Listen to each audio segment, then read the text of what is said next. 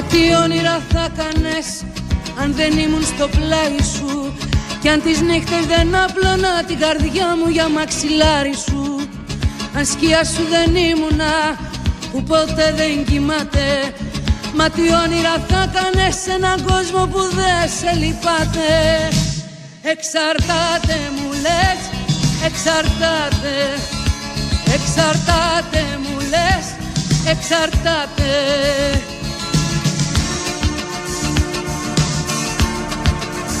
Μα τι όνειρα θα κάνες αν δεν ήμουν ο πόθος σου, κι αν τις νύχτες δεν αναβάσαν φωτιά να σκοτώνω το φόβο σου. Αν σκιά σου δεν ήμουνα και καρδιά που δεν φοβάται, μα τι όνειρα θα κάνες σε έναν κόσμο που δεν σε λυπάται. Εξαρτάται μου λες, εξαρτάται, εξαρτάται μου λες, εξαρτάται.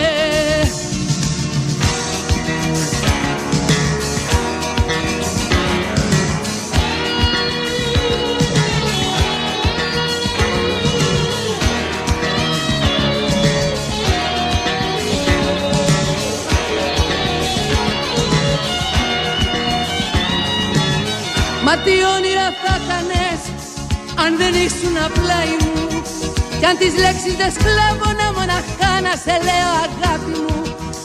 Αν δεν ήμουν ο δρόμος σου και καρδιά που θυμάται, μα τι όνειρα θα κάνες σε έναν κόσμο που δεν σε λυπάται. Εξαρτάται μου λες, εξαρτάται, εξαρτάται μου λες, εξαρτάται. Καλημέρα φίλες και φίλοι και καλό Σαββατοκύριακο. Αν δεν ήμουν πλάι σου, κι αν τις νύχτες δεν απλώνα την καρδιά μου. Εδώ είμαστε και σήμερα όπως κάθε Σάββατο και Κυριακή 7-10 το πρωί, εννοείται σε ζωντανή μετάδοση, σε ζωντανή σύνδεση, ζωντανά από τον κεντρικό ραδιοθάλαμο του αληθινού ραδιοφώνου, όπως κάθε Σάββατο και Κυριακή 7 με 10 το πρωί. Η ώρα είναι 7 και 4 πρώτα λεπτά. Ο καιρός φαίνεται ότι θα είναι πάρα πολύ καλός. Θα μας τα πει όμως στη συνέχεια και για σήμερα και για αύριο και για το τι θα πρέπει να περιμένουμε από Δευτέρα ο Νίκος Καντερές, ο καλός φίλος, ο μετεωρολόγος μας. Σήμερα φίλες και φίλοι, Σάββατο 6 Ιουνίου του 2026, Real FM στους 97,8 στο Λεκανοπέδιο της Αττικής. Μας ακούτε σε όλη την Ελλάδα, μέσα από τα συνεργαζόμενα με τον Real FM ραδιόφωνα. Μας ακούτε και στο εξωτερικό, διαδικτυακά βεβαίως. Άρα, τις καλημέρες μας, ευχές για ένα όμορφο Σαββατοκύριακο και εντός και εκτός Ελλάδας. Εμείς είμαστε όλοι εδώ, Γιάννης Παπαγιάννης στα μικρόφωνα όπως κάθε Σάββατο και Κυριακή 7-10 το πρωί. Η κυρία Μαρία Ψάλτη απέναντί μου, καλημέρα Μαρία. Η κυρία Φράνσις Παράσχη στο τηλεφωνικό κέντρο και η κυρία Χρύσα Κλητσιώτη από τις 7:30 και μετά θα την ακούτε στους τίτλους και τα δελτία ειδήσεων του αληθινού ραδιοφώνου. Τηλέφωνο επικοινωνίας 211-200-8200, email ηλεκτρονικό ταχυδρομείο επικοινωνίας studio@realfm.gr.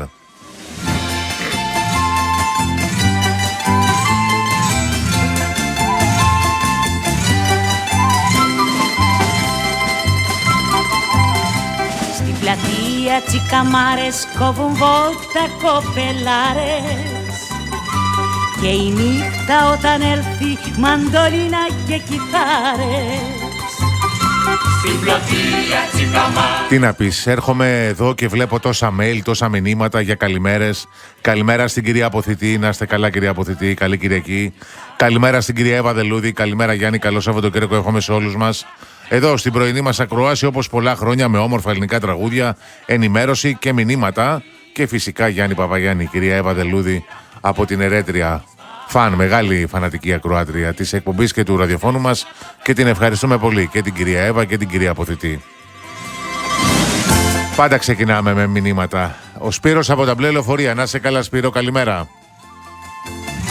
Καλημέρα στο φίλο το Λάμπρο, καλημέρα Γιάννη, καλό Σαββατοκύριακο να έχουμε και καλό καλοκαίρι, να είσαι καλά Λάμπρο.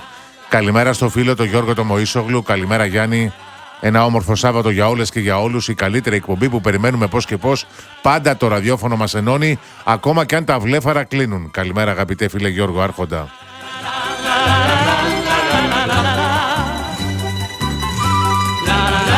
Καλημέρα στον Ανδρέα. Αύριο θα το θέσω αν μπορείς, Ανδρέα, να μου στείλεις ξανά το μήνυμα αύριο, το email.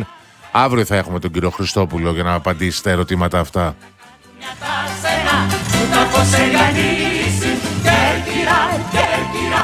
Καλημέρα στον αγαπητό φίλο τον Μπάμπη, το μεταφορέα από το Εγάλο. Να σε καλά, Μπάμπη, την καλημέρα μας. Καλημέρα στο φίλο τον Θόδωρο Αντωνίου. Καλημέρα κύριε Παπαγιάννη, καλή εκπομπή. Παρακαλώ, το κράτος κοφεύει, στο φαινόμενο των υπερηλίκων οδηγών που ανανεώνουν τα διπλώματα λαδώνοντας επίορκους γιατρούς. Είναι συνυπεύθυνοι, βλέπει το έγκλημα και δεν κάνει τίποτα η πολιτεία. Προχθές σώθηκαν παιδί και μητέρα από την αντίληψη της οδηγού. Αλήθεια, τι περιμένουμε το επόμενο θύμα για κροκοδίλια δάκρυα. Καλημέρα κύριε Αντωνίου. Αναφέρεται στην παραλίγο τραγωδία. Ευτυχώς η γυναίκα είχε γρήγορη αντίληψη και τράβηξε το παιδί της μακριά από το αυτοκίνητο. Είδαμε το βίντεο από την Αύπακτος. Αυτό προφανώς αναφέρεται ο φίλος ο Θόδωρος. Γλίτωσε η γυναίκα και το παιδί από του χάρου τα δόντια. Καλημέρα στην κυρία Αλεξάνδρα που πάντα ευγενικά μας στέλνει την καλημέρα της. Καλημέρα στον Κωνσταντίνο Μάρα. Καλημέρα φίλε Γιάννη, καλή εκπομπή και καλό μας Σαββατοκύριακο. Παλιόφιλος ο Κωνσταντίνος. Τα φιλιά μας σε όλα τα παιδιά εκεί στα Μέγαρα και το Αλεποχώρι. Καλημέρα στο φίλο τον Αλέξανδρο, τον Ούτσιο. Καλημέρα και καλό Σαββατοκύριακο, φίλε Γιάννη. Με υγεία, δύναμη και πάντα χαμόγελα σε όλους σας. Ο φίλος ο Αλέξανδρος από την όμορφη Κάρπαθο. Καλημέρα στην κυρία Δήμητρα Ρίγα, γιατρό του Εθνικού Συστήματος Υγείας. Καλημέρα Γιάννη και καλό Σαββατοκύριακο. Πάντα πιστή στην όμορφη ραδιοφωνική μας παρέα. Περιμένουμε το σχολιασμό της επικαιρότητας από εσένα και τους συνεργάτες σου, τους αξιόλογους συνεργάτες σου. Την καλημέρα μου σε όλους με υγεία. Να είστε καλά, κυρία Δήμητρα. Καλημέρα και από εμάς, αγαπητή Δήμητρα Ρίγα. Καλημέρα στο φίλο τον Νίκο, τον οδηγό ταξί. Καλημέρα, Νίκο, να σε πάντα καλά, αγαπητέ φίλε. Καλημέρα στο Χρήστο. Καλημέρα, Γιάννη από Λάρισα, από την πόλη που τα καφέ είναι περισσότερα από τους κατοίκους της. Καλημέρα και στο Θανάση, το φίλο από τον Ξηροπόταμο Δράμας. Έχουμε ξυπνήσει από νωρίς με τον μικρό μου γιο το Ζήση και περιμένουμε να σε απολαύσουμε. Καλό Σαββατοκύριακο σε όλους και φιλιά στον αγαπημένο μας σταθμό. Τι να πεις, όταν παίρνουμε τέτοια αγάπη, τέτοια μηνύματα, είναι φοβερό.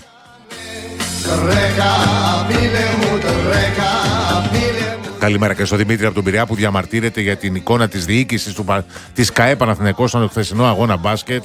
Καλημέρα Δημήτρη. Τοξικότητα στο φουλ, φίλε.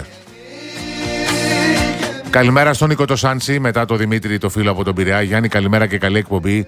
Η προσθήκη των δύο νέων πολιτικών κομμάτων και η πιθανή είσοδος και τρίτου επιφέρει πλέον μια διαφοροποίηση στο πολιτικό παζλ ενώπιση των εκλογών, όποτε αυτές και αν γίνουν, γράφει ο φίλος ο Νίκος ο Σάντσης. Και νομίζω θα συμφωνήσουμε όλοι μαζί. Αυτό προκύπτει και από τις τελευταίες δημοσκοπήσεις, αλλά και από την διαχείριση των πολιτικών δεδομένων που έχουμε εμείς στο ρεπορτάζ σε σχέση με τις εκλογές.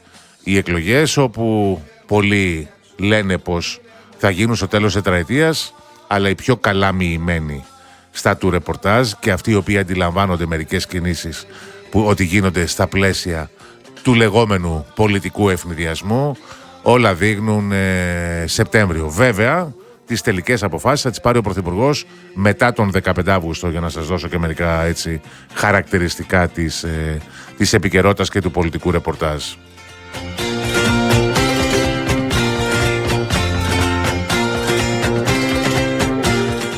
Μην ξεχνάτε ότι χθες είχαμε μία κίνηση που κατά τη γνώμη μου όχι απλά μυρίζει εκλογές, μυρίζει, για να μην πω βρωμάει, από χιλιόμετρα μακριά.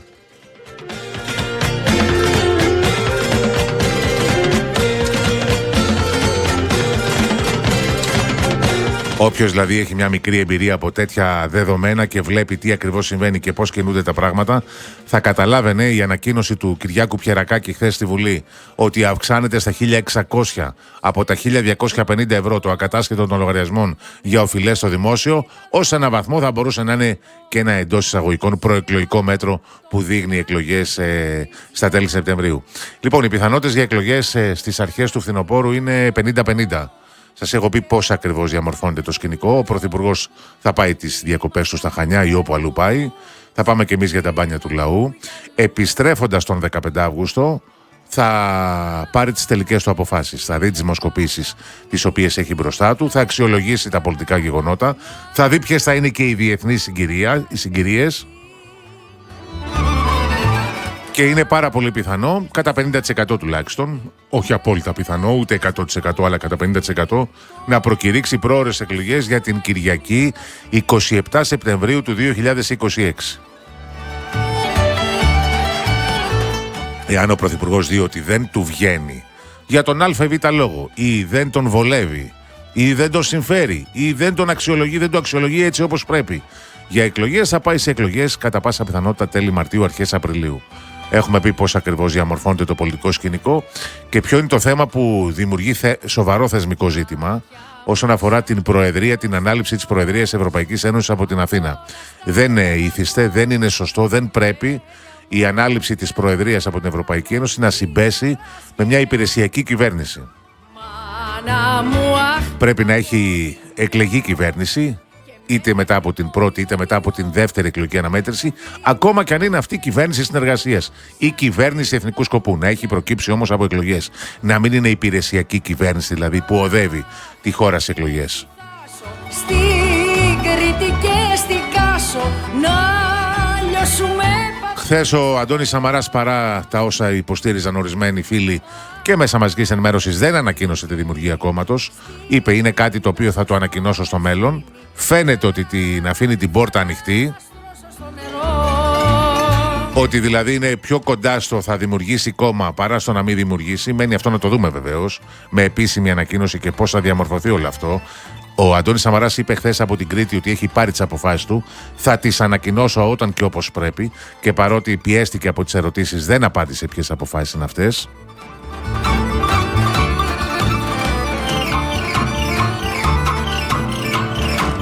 Στο Πασόκ, όπως καταλαβαίνετε, έντονες οι ζυμώσεις, η πίεση των δημοσκοπήσεων και η τρίτο-τέταρτη θέση που εμφανίζεται το κίνημα στις τελευταίες δημοσκοπήσεις δημιουργεί μεγάλο άγχος και βάρος στον Νίκο Ανδρουλάκη.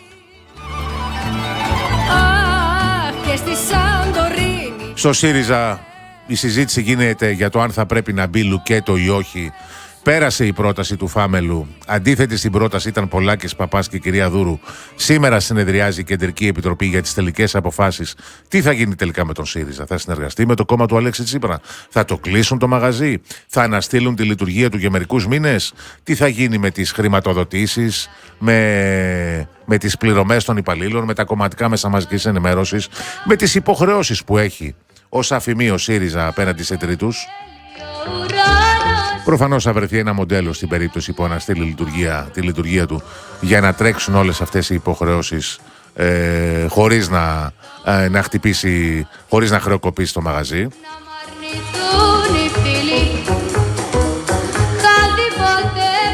Ο Αλέξης Τσίπρας προχωρά κάθεκτος και αυτός στο δικό του μοτίβο είναι καβάλα στο άλογο όσον αφορά τη δεύτερη θέση στις δημοσκοπήσεις απέναντι στο Πασόκ και τα άλλα κόμματα της αντιπολίτευσης.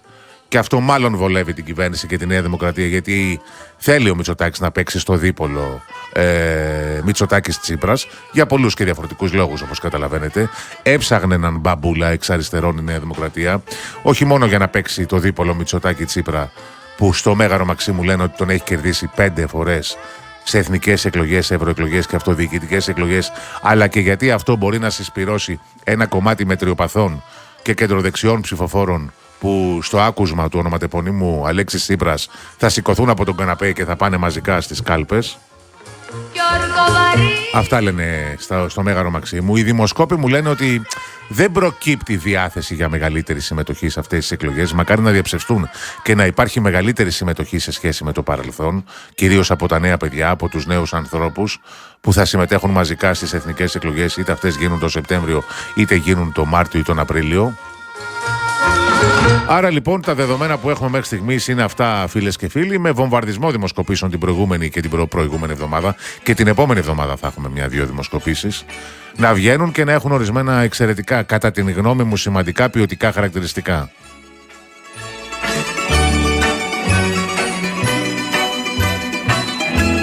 Είχαμε την τοποθέτηση του, μάλλον όχι την τοποθέτηση, την πρόταση από την πλευρά του Κυριάκου Μητσοτάκη για γραμματέα της Νέας Δημοκρατίας. Πρότεινε τον νεαρό, τον τριαντάρη Κωνσταντίνο Κυρανάκη, ένα πρόσωπο που διατηρεί πολιτικές σχέσεις και με τον Αντώνη Σαμαρά και με τον Κώστα Καραμανλή. Παιδί του Αντώνη Σαμαρά είναι ο Κωνσταντίνος Κυρανάκης από τη νεολαία της Νέας Δημοκρατίας και σιγά σιγά στην εξέλιξή του όσον αφορά την πολιτική του πορεία.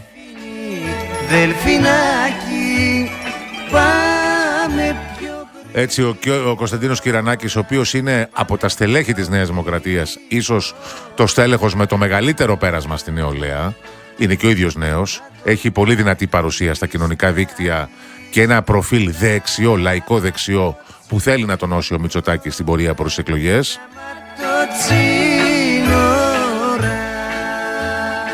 Χθες απεβίωσε ο Γιώργος Σουφλιάς, ένας μετριοπαθής πολιτικός, κορυφαίος πρώην υπουργός των κυβερνήσεων της Νέας Δημοκρατίας, από τους λεγόμενους βαρώνους, τους γαλάζιους βαρώνους της Νέας Δημοκρατίας, όπου έχουν φύγει όλοι από τη ζωή και μένει μόνο ένας. Ο Ιωάννης Βαρβιτσιώτης σε ηλικία 90+. Όλη η γενιά των παλιών βαρώνων της Νέας Δημοκρατίας. Όχι, μένει κι άλλος ένας, συγγνώμη. Και ο Στέφανος Μάνος. Ήταν εκείνη η παλιά γενιά, Μιλτιάδης Έβερτ, Γιάννης Βαρβιτσιώτης, Γιάννης Κεφαλογιάννης, Γιώργος Σουφλιάς, Στέφανος Μάνος. Εκείνη η παλιά γενιά των βαρώνων, έτσι τους λέγαμε εμείς στο πολιτικό ρεπορτάζ, που διαχειρίστηκαν ως κορυφαίοι υπουργοί, οι πρόεδροι του κόμματος στις τύχες της κεντροδεξιάς φιλελεύθερης παράταξης. Να πούμε ότι ο Γιώργος Σουφλιάς ήταν ένας μετριοπαθής πολιτικός, κάτι το οποίο το τόνισαν όλα τα κόμματα και οι πολιτικοί αρχηγοί στις δηλώσεις τους μετά την απώλεια του πρώην υπουργού. Σε εμάς το πολιτικό ρεπορτάζ ήταν γνωστός με το παρατσούκλι, ας το πούμε έτσι, ο Σαρακατσάνος, γιατί είχε σαρακατσάνικη καταγωγή. Εκλεγόταν στη Λάρισα ο Γιώργος Σουφλιάς, πολιτικός μηχανικός στο επάγγελμα και ένας εκ των κορυφαίων υπουργών. Διετέλεσε υπουργός οικονομικών, διετέλεσε υπουργός περιβάλλοντος, χωροταξίας και δημοσίων έργων. Τότε ήταν ενιαίο και ένα μεγάλο το Υπουργείο, μαζί η ενέργεια, μαζί οι υποδομές, μαζί οι μεταφορές. Αντιπρόεδρος κυβερνήσεως και αντιπρόεδρος Νέας Δημοκρατίας. Αν θυμάστε, τον είχε διαγράψει ο Κώστας ο Καραμανλής μια περίοδο και μετά ήρθε ως απόλυτα δικαιωμένος και καταχειροκροτούμενος σε εκείνο το συνέδριο της Νέας Δημοκρατίας.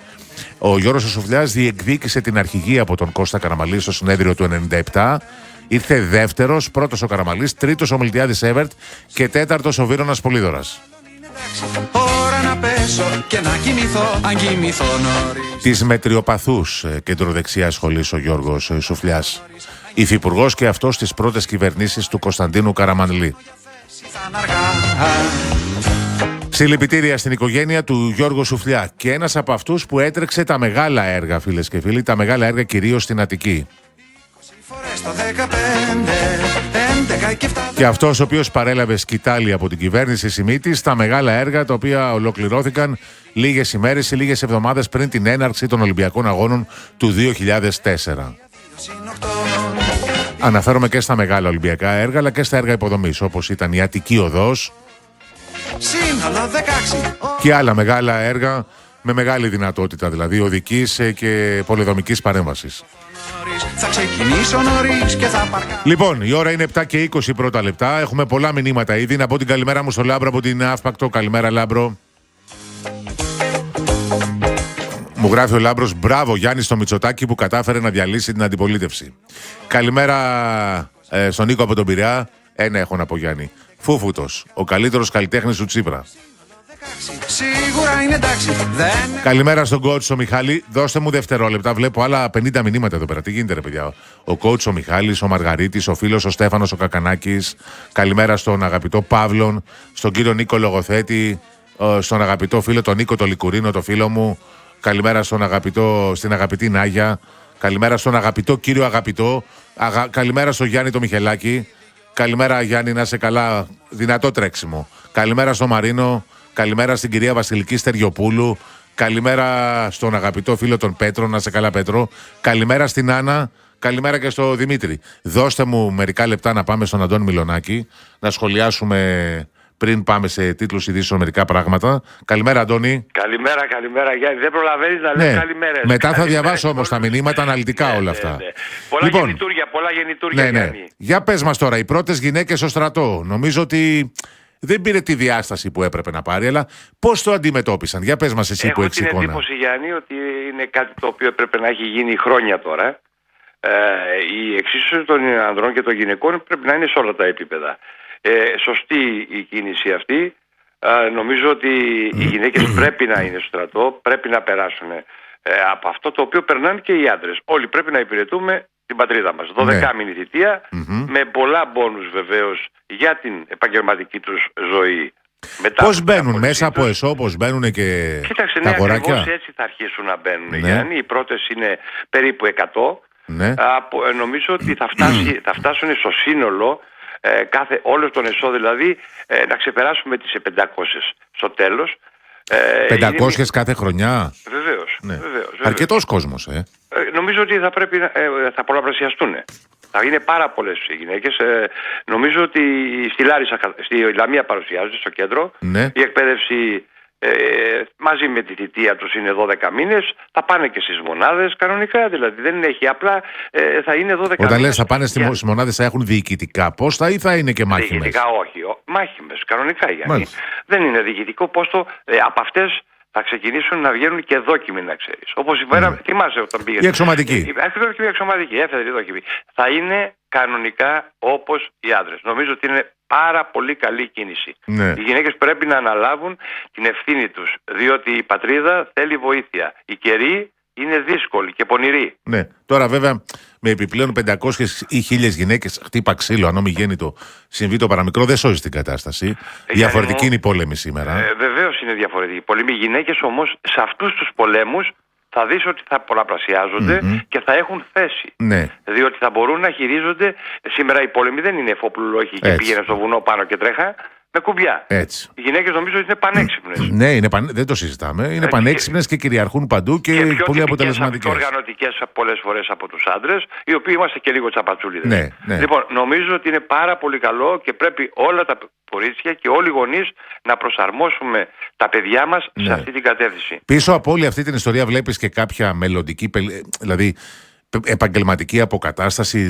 Προφανώς και τα μπόνους και όταν δίνουμε εξετάσεις στον ΑΣΕΠ, βεβαίως και πρέπει να γίνει αυτό το πράγμα. Τι αποζημίωση θα παίρνουν οι γυναίκες? Όπως παίρνουν οι άντρες. Στην παραμεθόριο 100 ευρώ, 50 ευρώ στο εσωτερικό. Ακριβώς, είναι ακριβώς τα ίδια. Και η διάρκεια της θητείας? 12 μήνες. 12 μήνες, μάλιστα. 12 μήνες. Όπου και αν υπηρετείς 12 μήνες. 12 μήνες, ναι, είναι 12 μήνο κλειστό. Ναι. Είναι 12 μήνο κλειστό. Νομίζω ότι είναι πάρα πολύ καλό για όλους μας. Έχουμε χαρακτηριστικά ποιες γυναίκες πήγαν και δήλωσαν, δηλαδή τι ηλικίες, από ποια γεωγραφική περιοχή της Ελλάδας? Από όλες τις γεωγραφικές περιοχές, Γιάννη, από όλες τις γεωγραφικές περιοχές, όπως και στην Αττική, στη Θεσσαλονίκη, στην περιφέρεια, και οι ηλικίες είναι από 18 μέχρι 26-27 χρόνια. Οι πρώτες γυναίκες που παρουσιάστηκαν που πήγαν στο στρατό, πήγαν στη Λαμία. Στη Λαμία, ναι, στο κέντρο εκπαίδευσης της Λαμίας. Μόνο εκεί δηλαδή εμφανίστηκαν, μόνο εκεί παρουσιάστηκαν. Μόνο εκεί, ναι. Είναι γιατί έχει και την υποδομή και τις υποδομές. Να μπορεί, γιατί και οι γυναίκες έχουν λίγο διαφορετικό. Θέλουν μια διαφορετική φροντίδα. Το καταλαβαίνω. Προφανώς. Δεν ξέρω αν έχεις δει κάποια βιντεάκια που πηγαίνουν τα κορίτσια, 75 πήγαν την πρώτη μέρα, να παρουσιαστούν ως εθελόντριες στο στρατό και ήταν μαζί με τους γονείς τους. Μια εικόνα την οποία έχουμε συνηθίσει για άντρες, για αγόρια. Ναι, μα είναι καλό για πρέπει να αλλάξουμε την οτροπία μας. Δεν είναι μόνο να λέμε η πατρίδα. Ποια η πατρίδα θέλει φροντίδα. Η πατρίδα θέλει κάποιος να την υπηρετήσει. Να πούμε μερικά πράγματα, γιατί είναι πολύ ενδιαφέρον το θέμα που σχολιάζεις, Αντώνη, και μετά τους τίτλους ειδήσεων θα πούμε τα πολιτικά. Προσέξτε, έχει σημασία. Είμαι πολύ χαρούμενος, ξέρεις. Γιατί την είχαμε κάνει την πρόταση πάρα πολλά χρόνια. Βεβαίως. Να πούμε ότι θα αναγνωρίζεται στα κορίτσια αυτά ως χρόνος θητείας, ως προϋπηρεσία ο χρόνος θητείας. 1. Θα υπάρχει επιπλέον μοριοδότηση σε διαγωνισμούς του ΑΣΕΠ. 2. Θα υπάρχει πρόσληψη κατά προτεραιότητα πτυχιούχων ως πολιτικό προσωπικό για ειδικότητες όπως νοσηλεύτριες, βρεφονιπιοκόμοι, διοικητικό προσωπικό κτλ. Και θα υπάρχει και πρόσβαση σε παροχές των στελεχών των ενόπλων δυνάμεων, όπως είναι τα στρατιωτικά νοσοκομεία, οι λέσχες, τα ξέρεις καλύτερα από εμένα όλα αυτά. Βεβαίως, και διότι πρέπει να δώσουμε κίνητρα στα κορίτσια. Τα κορίτσια δεν έχουν συνηθίσει να πηγαίνουν στο στρατό. Σωστό. Και αν ρωτήσουμε τώρα, κάνουμε μια βόλτα στον δρόμο και ρωτήσουμε, πολλά κορίτσια θα πούνε πολύ καλή. Πολύ καλή. Να πούμε ότι η ορκομοσία των πρώτων εθελοντριών γυναικών θα γίνει την Παρασκευή 26 Ιουνίου με πάσα επισημότητα. Δηλαδή θα δώσει το παρόν ο Υπουργός Εθνικής Άμυνας, η αρχηγή των όπλων, ο αρχηγός ΓΕΘΑ, γιατί είναι πιθανό, μαθαίνω, ότι στο ΚΕΙ Πλαμίας, στο κέντρο εκπαίδευσης, να παρευρεθεί και ο Πρωθυπουργός, ο Κυριάκος Μητσοτάκης. Ναι, νομίζω ότι θα γίνει αυτό. Μάλιστα. Θα γίνει. Πρέπει να το σηκώσουμε το θέμα αυτό. Καλά κάνουμε και το σηκώνουμε εδώ, αλλά πρέπει όλα τα κανάλια και οι εφημερίδες πρέπει να το δώσουμε, να το δώσουμε όθηση. Κάτι ακόμα. Στο κέντρο το οποίο παρουσιάστηκαν οι εθελόντριες, είναι κέντρο στο οποίο υπηρετούν και φαντάρ και αγόρια. Βεβαίως. Δεν είναι δηλαδή ένα κέντρο το οποίο έχει δημιουργηθεί για τις πρώτες γυναίκες. Ένα μέρος αυτού. Μάλιστα. Δύο λόγοι. Παλιά θυμάμαστε τώρα πώς είναι. Ναι, φαντάζομαι υπάρχουν ξεχωριστοί θάλαμοι. Προφανώς. Και θα υπάρχουν ξεχωριστοί. Δεν γίνεται διαφορετικά. Δεν γίνεται διαφορετικά. Ωραία, λοιπόν. Έχουμε γεννητούρια, νομίζω, αρκετά. Θα μας τα πεις μετά, στον Αντώνη Σαμαρά, θα μας πεις για Αντώνη Σαμαρά και γενικότερα για τις πολιτικές εξελίξεις, γιατί από το διεθνές ρεπορτάζ δεν βλέπω κάτι σημαντικό σήμερα. Και να μας πεις στη συνέχεια, θα σε ξαναπάω. Για τον πόλεμο στον κόλπο, Γιάννη, όπως το είχαμε πει, συνεχίζεται. Ναι. Χθες το βράδυ πάλι είχαμε τα ίδια. Ο Τραμπ λέει τα δικά του, η Ταχεράνη λέει τα δικά της, κοροϊδεύει ο ένας τον άλλον. Θα μας πεις δύο πράγματα μετά, εκτός από τα πολιτικά. Για την συγγνώμη που μας ζήτησε η Ουκρανία επισήμως μετά το διάβημα του Υπουργείου Εξωτερικών για το θαλάσσιο ντρόουν στη Λευκάδα. Και το δεύτερο, πού το πάει ο Ερντογάν. Φαίνεται ότι μεταθέτει την ψήφιση του νομοσχεδίου για τη γαλάζια πατρίδα για τον Οκτώβριο, λέει τώρα. Θα μας τα πεις μετά. Κάτσε, να μείνει ο κόσμος, μην μας τα πεις από τώρα. Λοιπόν, κλείνεις και σε ξαναπαίρνουμε σε 3 λεπτά, Αντώνη. Λοιπόν, μέσα στα λίγα δευτερόλεπτα που έχω να διαβάσω μερικά μηνύματα. Καλημέρα στο φίλο τον coach, τον Μιχάλη, που μου στέλνει την καλημέρα του και μου γράφει για το γιατρό που του σπελέκιζε. Φωτογράφιζε πάνω από 10 λεπτά, άντε γιατί μας έχουν για θυσία. Καλημέρα, Μιχάλη. Καλημέρα στο φίλο μου τον coach, τον Στέφανο τον Κακανάκη. Καλημέρα, Στέφανε. Ο φίλος ο Μαργαρίτης από Σουτγκάρδη στέλνει την καλημέρα μου σε μένα και σε όλους εσάς, αγαπητές φίλες και φίλοι. Ο φίλος ο Νίκος ο Λικουρίνος στέλνει την καλημέρα του. Μιας και το Μουντιάλ θα αρχίσει στις 11 Ιουνίου και οι περισσότεροι αγώνες θα γίνουν ξημερώματα. Σε περίπτωση που δεν τους δείτε ζωντανά, μπορείτε φυσικά να δείτε τα στιγμιότυπα των αγώνων. Και ένα ερώτημα προς εμένα. Ποια χώρα πιστεύετε ότι θα κατακτήσει το Μουντιάλ? Τώρα να σου πω κάτι, Νίκο, παρότι ασχολούμαι με το ποδόσφαιρο, δεν έχω ιδέα σε τι κατάσταση βρίσκονται οι εθνικές ομάδες. Πραγματικά δεν έχω ιδέα. Φαντάζομαι όμως ότι οι παραδοσιακές δυνάμεις, Βραζιλία, Αργεντινή, Γερμανία, Γαλλία, η Ιταλία έχει αποκλειστεί, δεν είναι. Η Ισπανία, ίσως και η Αγγλία, ίσως να έρθει η ώρα της Βρετανίας, θα παίξουν σημαντικό ρόλο και θα είναι από αυτές τις εθνικές που θα διαδραματίσουν σημαντικό ρόλο. Καλημέρα στον αγαπητό φίλο τον Νίκο το Λεγοθέτη. Καλημέρα, Νίκο. Καλημέρα στον Ευθύμη που στέλνει την καλημέρα του από το κτήμα με την Dream Team. Συλληπιτήρια στην οικογένεια του Γιώργου Σουφλιά, ενός εμβληματικού πολιτικού που άφησε το αποτύπωμά του στη σύγχρονη μεταπολίτευση. Καλημέρα στην αγαπητή Νάγια. Να σε καλά, Νάγια.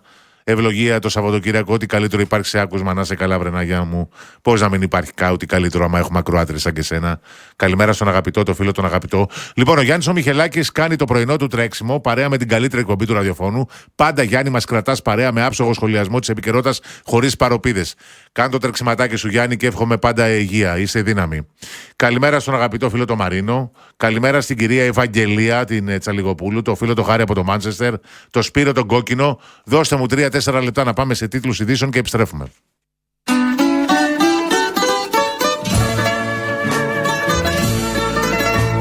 Είναι ιερή η ώρα που διαβάζουμε τα μηνύματα των πρωινών φίλων ακροατριών και ακροατών, γιατί έχουν στείλει από νωρίς τα μηνύματα και πρέπει να τα διαβάσουμε, να το σεβαστούμε. Ένα μεγάλο ευχαριστώ, φίλες και φίλοι, σε όλες και σε όλους για την αγάπη. Λοιπόν, καλημέρα στο Μαρίνο. Να είσαι καλά, Μαρίνο. Καλημέρα στην κυρία Βασιλική Στεριοπούλου που στέλνει την καλημέρα της και σε εμένα και στον Αντώνη το Μιλονάκη. Καλημέρα στην αγαπητή Άννα. Να είσαι καλά, Άννα. Καλημέρα στο Δημήτριο, καλημέρα Γιάννη, καλό Σαββατοκύριακο σε όλους. Το γεγονός ότι υπάρχουν τόσα κόμματα δείχνει και ένα άλλο στοιχείο, το ότι κανένας από όλους αυτούς δεν έχει μπορέσει με το πρόγραμμά του να δώσει πραγματικό όραμα στον κόσμο. Και όσο θα πεθαίνουν οι πιο σκληροπυρηνικές μεγάλες γενιές, αυτό θα είναι όλο και πιο έντονο. Πλήρης αποτυχία. Καλή δύναμη σε όλους, αδέρφια. Η κυρία Ευαγγελία στέλνει την καλημέρα της. Πάντα κοντά σας τα Σαββατοκύριακα. Παρακολουθώ σταθερά την ενημερωτική σας εκπομπή. Να είστε καλά, κυρία Τσαλιγοπούλου. Ευχαριστώ πολύ. Ο φίλος ο Χάρης από το Μάντζεστερ στέλνει τα συλληπιτήριά του στην οικογένεια του Γιώργου Σουφλιά. Ο Στάρμερ Γιάννη κατηγορείται για φυλακίσεις απλών πολιτών λόγω αναρτήσεων στα social media, αποτυχία στον έλεγχο της παράνομης μετανάστευσης, εφαρμογή αστυνόμευσης 2 μέτρων και 2 σταθμών και σκάνδαλα γύρω από την Άντζελα Ράινερ. Έχω ρεπορτάζ για τα ξενοδοχεία μεταναστών γιατί παραβρίσκομαι σε πορείες πατριωτών κάθε εβδομάδα. Είναι ζόρικα τα πράγματα για τον Στάρμερ και εγώ από αυτά τα οποία διαβάζω, φίλε Χάρη, δεν τον βλέπω να παραμένει για πολύ πρωθυπουργός. Και τι είναι, πρωθυπουργός 2 ετών περίπου.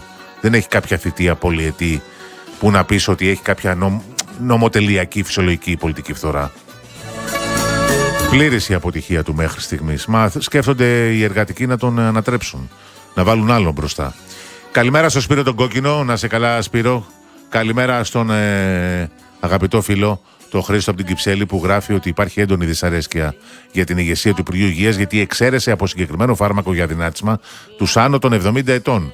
Η εξαίρεση, μου γράφει ο φίλος, είναι αντισυνταγματική, όχι διακρίσεις και μάλιστα στα γερατιά. Τώρα τι να σου πω, Χρήστο, μήπως κάποια αρμόδια επιτροπή γιατρών συνέστησε αυτόν τον αποκλεισμό, δεν ξέρω.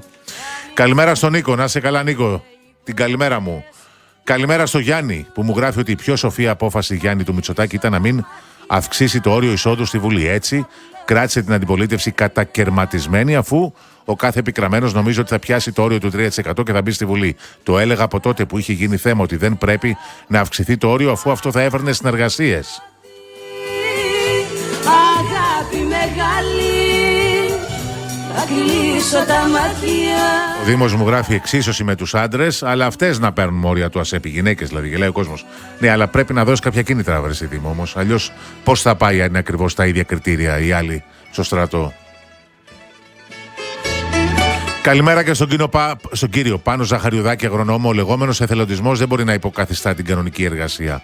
Όποιος αφιερώνει 18 ή 24 μήνες από τη ζωή του, όπως παλαιότερα πολλοί στο στρατό, πρέπει να αμείβεται κανονικά. Η συμμετοχή οφείλει να αφορά άνδρες και γυναίκες με ίσους όρους, πλήρη ασφαλιστική κάλυψη, ένσημα και συνταξιδοτικά δικαιώματα. Ο χρόνος προσφοράς έχει αξία και πρέπει να αναγνωρίζεται έμπρακτα. Συμφωνώ μαζί σας. 24 μήνες, 25 μήνες φαντάρος έκανα κι εγώ, αγαπητέ φίλε.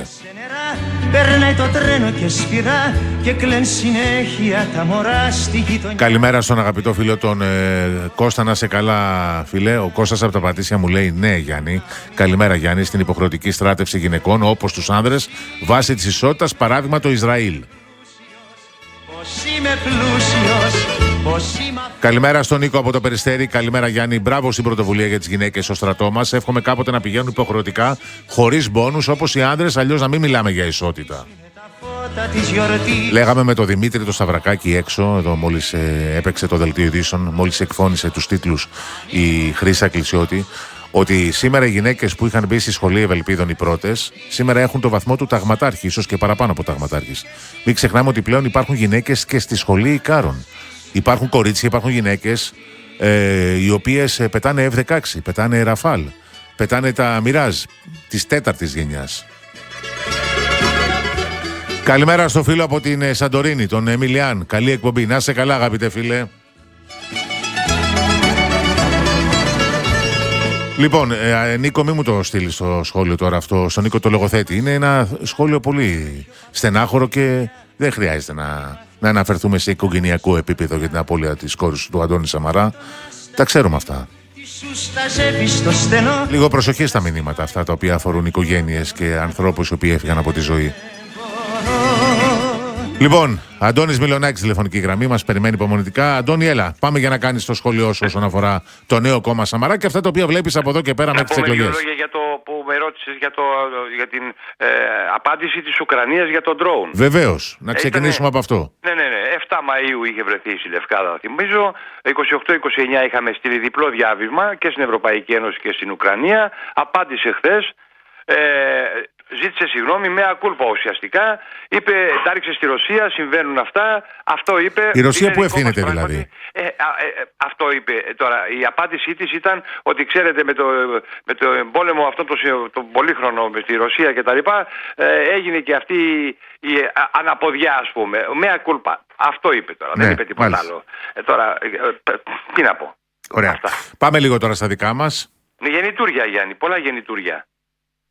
Ναι, σ' ακούμε. Νέων κομμάτων, δίθεν νέων κομμάτων, γιατί μην μου πεις ότι είναι νέο κόμμα τώρα του Τσίπρα, Ο ΣΥΡΙΖΑ είναι που χτίζεται με άλλο τρόπο και με άλλο όνομα. Ναι. Και με άλλο αφημί. Δηλαδή τι διαφορετικό θα κάνει το κόμμα του Τσίπρα. Θα δούμε. Πάντως είναι δεύτερο. Σε όλες τις τελευταίες δημοσκοπήσεις, και είναι αρκετές αυτές, καταγράφει μεσοσταθμικά ένα 15%. Δεν είναι μικρό ποσοστό για καινούριο κόμμα. Γιάννη μου, θυμίζω, ο 17% είχε αφήσει Πράγματι.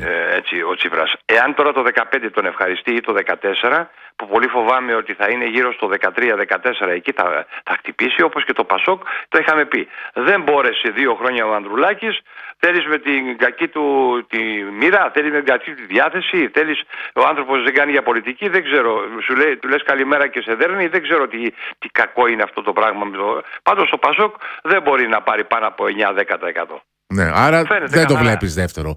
Πιθανολογήσω ότι δεύτερος θα έρθει μάλλον. Θα παίξει με την Θα Καρισιανού. παίξει με την Καρισιανού. Αυτό δείχνουν και οι δημοσκοπήσεις. Κοίταξε, η Καρισιανού είναι ένα πρόσωπο το οποίο είναι απολυτικ. Ήταν απολυτικ μέχρι χθες. Από αυτά τα οποία λέει, δηλαδή τι δήλωση έκανε προχθές, θέλω λέει να κάνω ένα debate με το Μητσοτάκη. Γιατί θα κάνεις το debate με το Μητσοτάκη? Για να το ρωτήσω λέει πόσο κοστίζει στον ελληνικό λαό το Μαξίμου. Είναι λόγια πολιτικής αρχηγού. Δεν ξέρω, εσύ παρακολουθείς το πολιτικό ρεπορτάζ πάρα πολλά χρόνια. Πες μου σε παρακαλώ τι νόημα βγάζει αυτό. Ναι. Πες μου, ας μου πει κάποιος σοβαρός άνθρωπος. Κοίταξε Γιάννη, η καιρή είναι δύσκολη. Τα πράγματα είναι δύσκολα. Η Μέση Ανατολή δεν έχει τελειώσει. Από πάνω ο Ρωσο-Ουκρανικός πόλεμος δεν έχει τελειώσει. Πρέπει να είμαστε πάρα πολύ προσεκτικοί και σοβαροί. Δεν μπορείς να είσαι τώρα και να θέλεις να έχεις έναν άνθρωπο ο οποίος να σου λέει θέλω να κάνω debate με τον Πρωθυπουργό για να το ρωτήσω. Μάλιστα. Στο debate Τώρα. ο πολιτικός αρχηγός απαντάει. Έτσι Αυτό πρέπει να είναι. το ξέρει η κυρία. Τώρα, Καρισιανού. πες μας τι γίνεται με το νομοσχέδιο.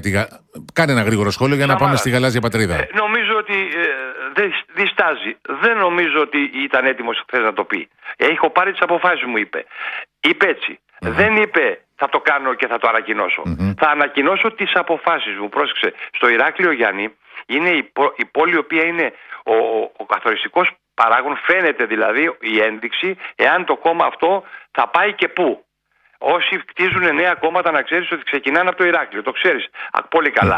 Γιατί ο Ηρακλειώτικος λαός είναι λίγο διαφορετικός. Εάν στο Ηράκλειο ένα νέο κόμμα... Ολοκλήρωσες για το τη Σαμαρά. Ναι, μισό δεύτερο. Ναι. Δικό μου και δικό σου. Πάμε στο Ηράκλειο και έχουμε 150-200 άτομα, τότε μπορούμε να ευελιψούμε ότι θα πάει 2,5-3%. Ο Σαμαράς δεν είναι έτοιμος. Και νομίζω ότι. Γι' αυτό και δεν έχει ανακοινώσει ακόμα το κόμμα. Είναι προφανές. Οι εκλογές, Γιάννη, Μάλιστα, θα τώρα. γίνουν τον Απρίλιο. Μάλιστα. Κράτα μια πισινή γι' αυτό. Για το αν θα γίνουν τον Απρίλιο. Άκου που σου λέω κάτι. Είναι τουλάχιστον 50-50. Το σκέφτεται. Οι αποφάσεις για το πότε θα γίνουν εκλογές θα πάρθουν μετά το 15 Αύγουστο. Καλά. Θα τρέξουν δημοσκοπήσεις, θα τρέξουν Η γεγονότα. άποψη δική μου είναι σίγουρα ότι θα γίνουν μετά. Δεν θα... Ναι. Γιατί έχει okay. πολλά να δώσει ακόμα. Ναι. Ο Πιερακάκης του δίνει αέρα πάρα πολύ. Μην ξεχνάς ότι βγήκαμε και Μπορεί από να την γίνουν και Επιτροπία. τον Απρίλιο. Το πιθανότερο είναι τέλη Μαΐου, όχι Απρίλιο. Το πιθανότερο να γίνουν τέλη Μαρτίου, δεν βγαίνουν οι ημερομηνίες για Απρίλιο. Μαρτίου, και Απρίλιο οι δεύτερες.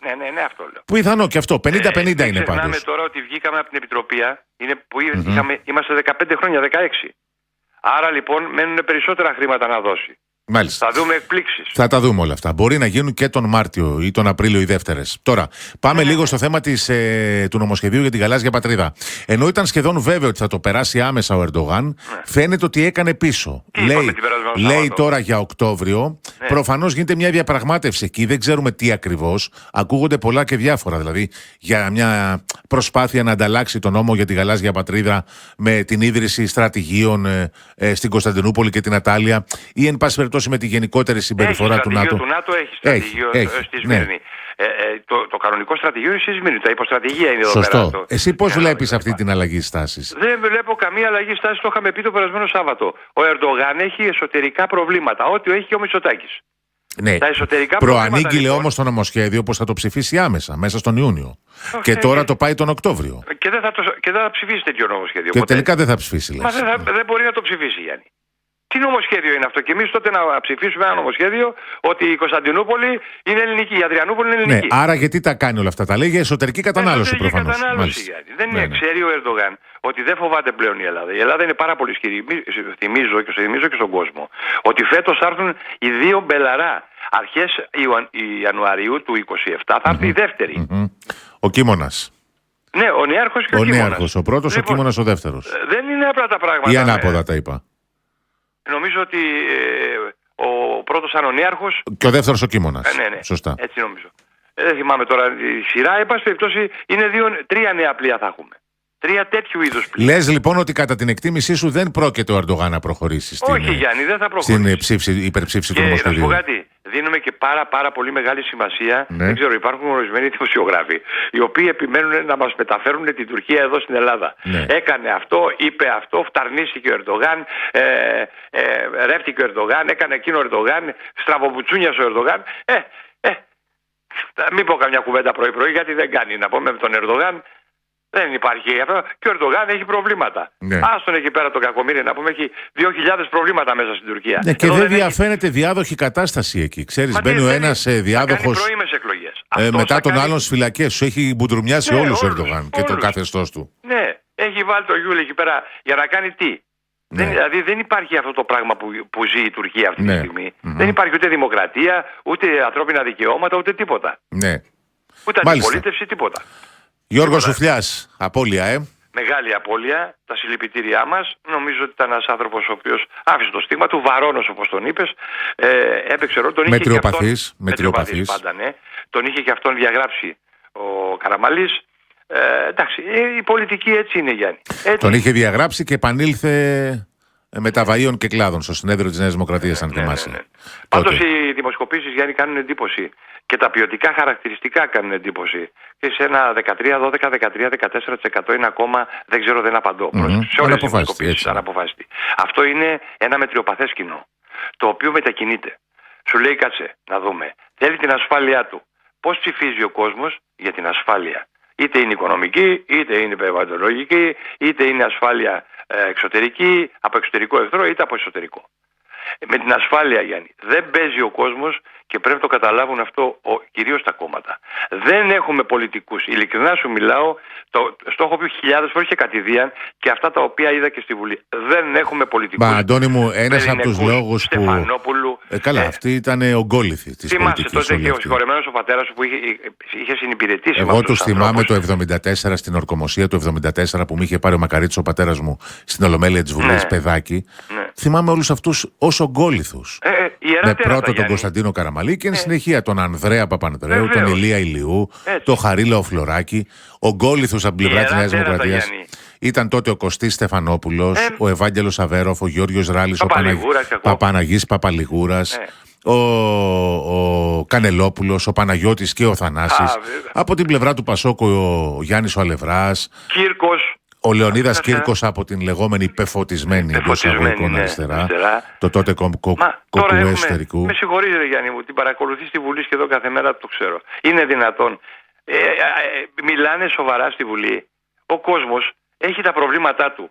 Ό,τι μπορεί η κυβέρνηση που πρέπει να δίνει στον ελληνικό λαό.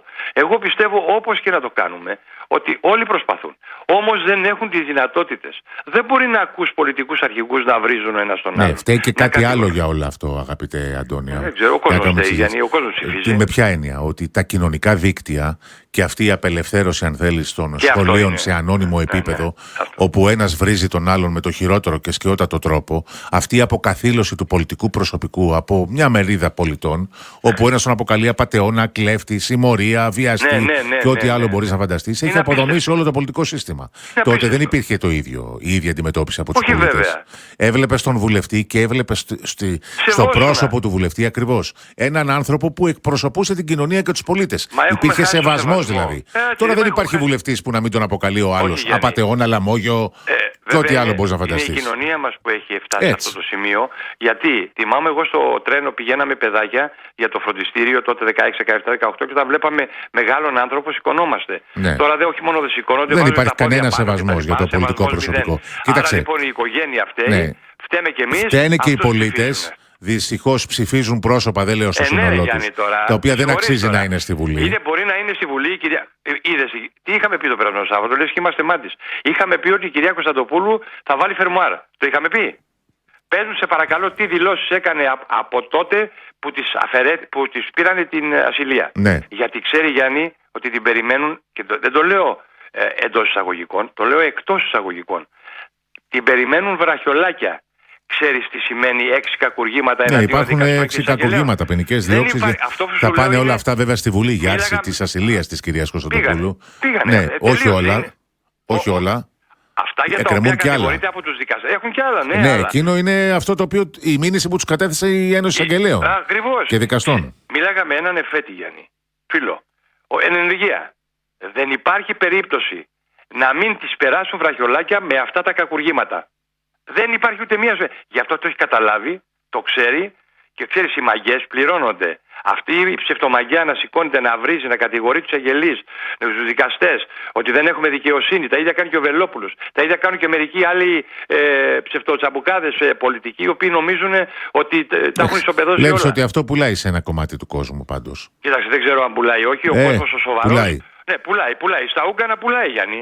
Και ξέρεις, είμαι λίγο επιθετικός, διότι δεν μπορώ να ακούω τέτοια πράγματα. Δηλαδή είναι ντροπή. Μάλιστα. Είναι ντροπή. Λοιπόν, την καλημέρα μας, Αντώνη, σε ευχαριστούμε πολύ, αγαπητέ φίλε. Λίγο στεναχώρησα ορισμένους, αλλά Εντάξει, δεν είναι απαραίτητο να ικανοποιήσει τους πάντες. Δεν βγαίνεις εδώ για να χαϊδέψεις αυτιά. Την άποψή σου λες και το σχόλιο σου κάνεις. Και το κάνεις ελεύθερα. Να είσαι καλά, Αντώνη, σε ευχαριστούμε πολύ. Λοιπόν, έχουμε πολλά μηνύματα. Θα τα διαβάσουμε αμέσως μετά. Πάμε σε διαφημίσεις, παρακαλώ.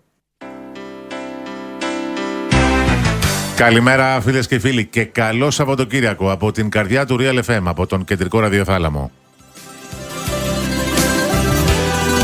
Τραγουδάρα, Πασχάλης Τερζής. Να πω την καλημέρα μου στον αγαπητό φίλο τον Κώστα τον Τσελεκίδη, που στέλνει τα συλληπιτήρια στην οικογένεια του Γιώργου Σουφλιά.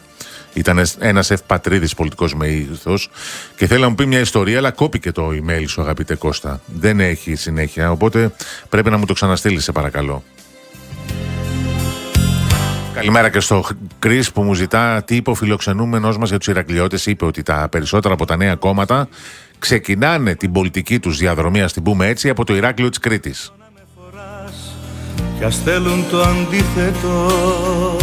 Καλημέρα στην κυρία Ελπίδα Καλαϊτζάκη, να είστε καλά κυρία Καλαϊτζάκη. Καλημέρα στην κυρία Τσαλιγοπούλου που με ρωτά τι έγινε με το οικονομικό σκάνδαλο που σχετιζόταν με τον κύριο Παναγόπουλο της ΓΕΣΕΕ. Για σένα ως το πρωί, εγώ να λιώνω. Νομίζω είναι αρμοδιότητα των οικονομικών εισαγγελέων το θέμα αυτό. Υπάρχει εκκρεμότητα και με το πόθεν έσχες και με τη διαχείριση των οικονομικών της ΓΕΣΕ από κοινοτικά κατά κύριο λόγο κονδύλια. Βάλε στην πόρτα το κλείδι, θέλω για σένα ως το πρωί. Ο κύριος Παναγόπουλος βέβαια επανεκλέχθηκε πρόεδρος της ΓΕΣΕ, να το πούμε αυτό, και με μεγάλο ποσοστό μάλιστα. Εσύ κανέναν μην ακούς. Όσον αφορά τα αδήλωτα 3,2 εκατομμύρια ευρώ, δεν αρχιοθετήθηκε τελικά η υπόθεση. Είναι μια υπόθεση την οποία έχει αναλάβει η εισαγγελία εφετών μαζί με την οικονομική αστυνομία. Περιμένουμε να δούμε στα χέρια του οικονομικού εισαγγελέα, του κυρίου Καψιμάλη, είναι η υπόθεση, τι θα γίνει. Λοιπόν, πάμε για λίγα λεπτά στον Δημήτρη Σταυρακάκη, τον οποίο έχουμε εδώ στο στούντιο. Γιατί χθες στο μπάσκετ έγιναν πράγματα και θάματα και αρκετά έσχη για το άθλημα. Στο αγωνιστικό, καταρχήν, ότι ο Παναθηναϊκός κέρδισε 68-58 τον Ολυμπιακό. Η σειρά πάει στο 1-1. Επόμενο παιχνίδι τη Δευτέρα στο στάδιο Ειρήνης και Φιλίας στις 9 το βράδυ. Ο Χέις Ντέιβις ήταν ο κορυφαίος παίκτης των Πρασίνων. Από την άλλη μεριά, ο Ολυμπιακός που παίζε χωρίς τον Ντόρσεϊ, ο Παναθηναϊκός παίζε χωρίς τον Σλούκα. Ο Ολυμπιακός δεν του βγήκαν κάποια πράγματα και κυρίως δεν του βγήκαν κάποιοι παίκτες που παίρνουν πάνω την ομάδα για να την οδηγήσουν στην επιτυχία. Ο Παναθηναϊκός ήταν καλύτερος και επιθετικά και αμυντικά και νομίζω ότι δίκαια έκανε το 1-1. Το επόμενο παιχνίδι που είναι? Τη Δευτέρα, 9 η ώρα στο ΣΕΦ. Είναι το τρίτος τελικός. Μετά θα πάμε την ερχόμενη Τετάρτη στο ΟΑΚΑ, θα γυρίσει. Και αν χρειαστεί, το Σάββατο 13 Ιουνίου στο ΣΕΦ. Λοιπόν, τώρα είχαμε. Η ΚΑΕ Ολυμπιακός καταγγέλει τον ιδιοκτήτη της ΚΑΕ Παναθηναϊκός ότι μπήκε στο γήπεδο με τσιγάρο στο χέρι και κυνηγούσε τους διαιτητές. Ναι, σε time out, λίγο πριν το τέλος του πρώτου ημιχρόνου, ο ιδιοκτήτης της ΚΑΕ Παναθηναϊκός Δημήτρης Γιαννακόπουλος μπήκε στον αγωνιστικό χώρο, διαμαρτυρήθηκε στους διαιτητές γιατί δεν δίνουν τεχνική ποινή στον Μπαρτζόκα. Τα κατήγγειλε αυτά ο κύριος Λεπενιώτης, ο Γενικός Διευθυντής της ΚΑΕ Ολυμπιακός. Μάλιστα κατήγγειλε και την ΕΡΤ για το γεγονός ότι δεν το έδειξε αυτό. Και όλα αυτά βγήκαν στη δημοσιότητα από τα site, από βίντεο από site. Η ΚΑΕ Παναθηναϊκός μετά είχε πάλι καταγγελία για τον Μπαρτζόκα, ως πότε θα το επιτρέπουν σε αυτόν τον προπονητή να κάνει ό,τι θέλει και να καθιβρίζει παράγοντες. μια τοξικότητα πάρα πολύ μεγάλη χθες μετά το τέλος του αγώνα. Να πω εγώ ότι έχουν καταγραφεί από τη Διαρκή Επιτροπή Αντιμετώπισης Βίας τα όσα έγιναν και η είσοδος του κ. Γιαννακόπουλου στον αγωνιστικό χώρο. Είναι η τιμωρία για είσοδο μη διαπιστευμένου ατόμου στον αγωνιστικό χώρο, είναι μη αγωνιστική, αλλά και υπάρχει φυσικά και στο φύλλο αγώνος από τη διοργανώτρια αρχή, μη αγωνιστική και κλεισμένων. Λοιπόν, όλα αυτά δυστυχώς στο μπάσκετ, σε αντίθεση με το ποδόσφαιρο που δεν γίνονται, τέτοιο επίπεδο δεν έχουμε φτάσει κάθε αγώνα να έχει την τοξικότητα, στο μπάσκετ η τοξικότητα αυτή συνεχίζεται. Ας ελπίσουμε ότι θα περιορίσουν όλοι τα νεύρα τους τώρα, και θα μπορέσουμε να δούμε με ηρεμία τα υπόλοιπα παιχνίδια. Αύριο στο Παγκρίτιο, στο Ηράκλειο, η εθνική ομάδα παίζει με την Ιταλία. Θυμίζω ότι η Ιταλία δεν είναι στο Μουντιάλ. Θα έχει κάποιες προσθήκες από την K21 οι Ιταλοί που έρχονται στο Ηράκλειο. Η ελληνική ομάδα που δείξε πολύ καλά στοιχεία για το πρώτο ημίχρονο στο 2-2 με τους Σουηδούς, τους μουντιαλικούς Σουηδούς, στο παιχνίδι που έγινε την Πέμπτη. Μάλιστα. Την καλημέρα μας ο Δημήτρη το Σαβρακάκη, τον αγαπητό φίλο. Ευχαριστούμε, Δημήτρη.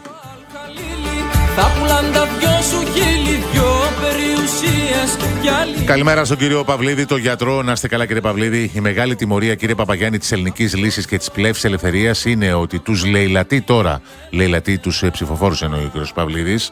Ένα φαινόμενο, ένα πολιτικό φαινόμενο, το οποίο εξέθρεψαν πρώτοι ο κύριος Βελόπουλος και η κυρία Κωνσταντοπούλου. Αυτή είναι η τιμωρία τους και γι' αυτό θα υποστούν πολύ μεγάλη πολιτική τιμωρία στις εκλογές. Καλημέρα, θα στο διαβάσω μετά το μήνυμα, αγαπητέ Κώστα, γιατί δεν προλαβαίνουμε τώρα, πρέπει να πάμε σε δελτίο ειδήσεων. Καλημέρα και στον αγαπητό φίλο τον Αβραάμ, τον Αβραμίδη. Καλημέρα, φίλε Αβραάμ. Καλημέρα και στην κυρία Κατερίνα Κάβουρα. Καλημέρα και στον Γιάννη. Να σε καλά, Γιάννη, από το Σουλάρι Αρκαδίας. Έχω και άλλα μηνύματα, θα τα διαβάσω σε λίγο. Πάμε σε δελτίο ειδήσεων και επιστρέφουμε. Θα σου αγοράσω στο Καρνάκ μπακύρια, με καλλιτέχνες θα τα πιούν.